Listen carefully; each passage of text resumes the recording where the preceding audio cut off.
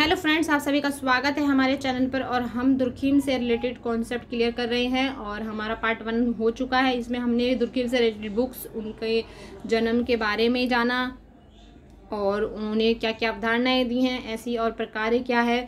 तो ये सब बातें हमने पहली वाली वीडियो में डिस्कस कर चुके हैं। आपको लिंक डिस्क्रिप्शन में मिल जाएगा। वो वीडियो नहीं देखी तो आप वो भी ज़रूर देखिए सबसे पहले, तभी आप दूसरी वीडियो को देखिए, क्योंकि ये उसी से ही जुड़ी हुई है। तो इसका सेकंड पार्ट है।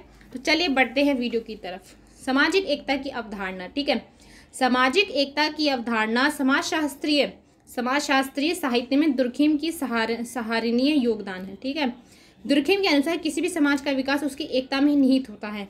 जब तक समाज के लोगों में एक दूसरे के प्रति लगाव नहीं होगा, तब तक वे एक दूसरे के निकट आने की आवश्यकता महसूस नहीं करेंगे।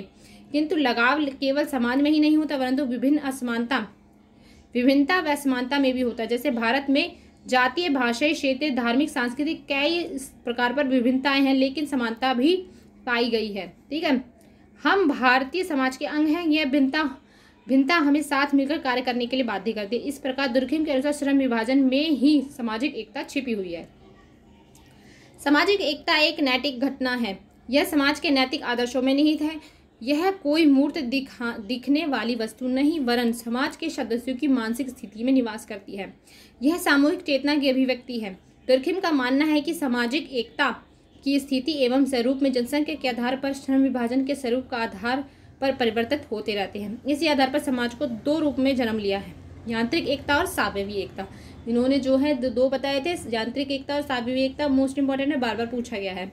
यांत्रिक एकता देख लेते हैं क्या होता है। इस प्रकार की एकता सरल और आदिम प्राचीन, ठीक है, समाजों में पाई जाती थी। जो प्राचीन समाज थे, समूह के सदस्यों में पाए जाने वाली समानता और एकता का आधार है। इस प्रकार की एकता वाले समाज में लोगों की परिस्थिति, भूमिकाओं में, विचारों, विश्वासों, जीवन शैली में, मानसिक, सामाजिक नैतिकता में समानता पाई जाती थी। ठीक है, इस प्रकार के समाजों का आकार क्या था? छोटा होता था, इसलिए लोगों की आवश्यकताएं सीमित होती और समान होती थी।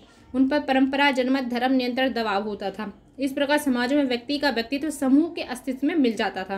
वह समूह के साथ यंत्रवत सोचता था, कार्य करता था और आज्ञाओं का पालन करता था, समूह में रहकर। ठीक है, इसलिए इस प्रकार के समाजों को यांत्रिक एकता कहा जाता है। ठीक है, इस प्रकार के समाजों में समरूपता की एकता वाले समाज भी कहा जाता है। ऐसे समाजों में दमनकारी कानून भी पाया जाता था। ठीक है, आंख के बदले आंख या जान के बदले जान। ऐसे समाजों में अपराध को समाज के विरुद्ध माना जाता था, इसलिए दंड भी उसी अनुरूप दिया जाता था। अब देख लेते हैं सावयवी एकता क्या होता है।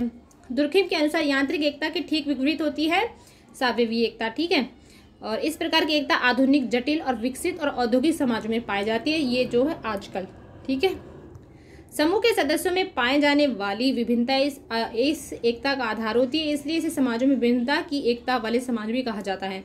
इस प्रकार की एकता वाले समाजों में श्रम विभाजन, विशेषीकरण की प्रधानता होती है। ठीक है, यह विभिन्न समाज में व्यक्तिगत स्वतंत्रता को बढ़ावा देता है, सामूहिक चेतना की भावना को कमजोर हो जाती है। विभिन्न युक्त आधुनिक समाजों में लोगों की आवश्यकताओं की अधिकता होती है। ठीक है, यांत्रिक एकता में आवश्यकताएं कम होती थी और लोगों की लोगों की संख्या भी कम होती थी, और यहाँ आधुनिकता पर जोर दिया गया है। ठीक है, श्रम विभाजन, विशेषीकरण, अधिकता के कारण व्यक्ति कम प्रकार का ही कार्य करता है और वह उसी में विशेष होता है। ठीक है, समाज के सदस्यों की यह पारंपरिक निर्भरता विशेषीकरण से उत्पन्न असमानता उन्हें एक दूसरे के निकट लाने के लिए बाध्य करती है, जिससे समाज में एक प्रकार की एकता स्थापित हो जाती है। ठीक है, जैसे शरीर के विभिन्न अंग एक दूसरे से भिन्न होते हुए भी एक दूसरे पर निर्भर हैं, उसी प्रकार ऐसे समाज के विभिन्न अंग एक दूसरे पर निर्भर हैं।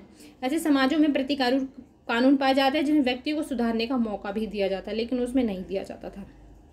अब देखते हैं श्रम विभाजन के कारण क्या हैं। तो ये हम अगली वीडियो में डिस्कस करेंगे कि श्रम विभाजन के कार्य क्या हैं। तो थैंक यू सो मच इस वीडियो को देखने के लिए।